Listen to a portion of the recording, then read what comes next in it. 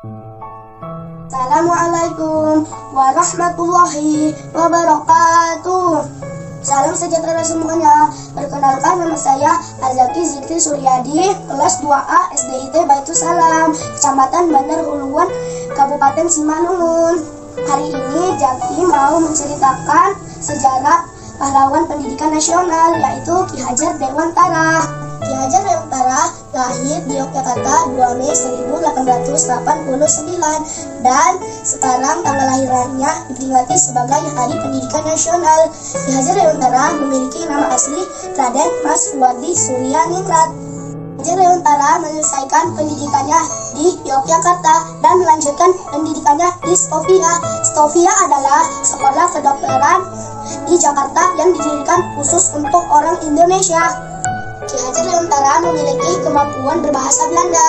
Di masa muda, ia tergolong penulis dan wartawan yang handal. Ki Hajar Dewantara aktif dalam organisasi politik. Teman-teman, tahu tidak perjuangan Ki Hajar Dewantara dalam melawan kolonial Belanda?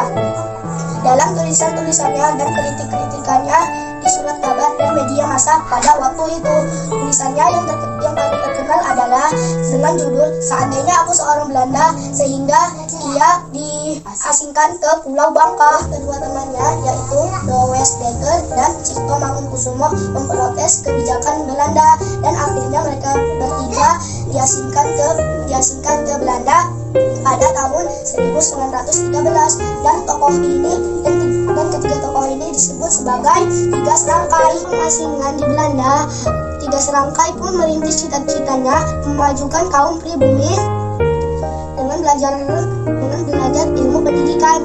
Jiwa Ki Hajar Dewantara sebagai seorang pendidik direalisasikan dengan mendirikan perguruan taman siswa pada tahun 1922.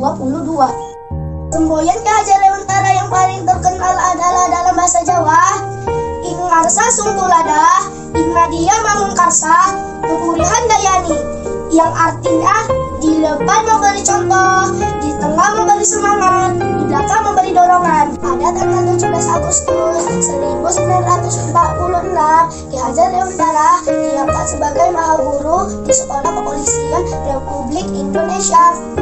Dalam kabinet pertama, Ki Hajar Dewantara menjadi Menteri Pengajaran Republik Indonesia pada tahun 1957 dan mendapatkan gelar sebagai doktor di Universitas Gadjah Mada. Atas jasa-jasanya dalam pendidikan di Indonesia, Ki Hajar Dewantara dinyatakan sebagai Bapak Pendidikan Nasional Indonesia.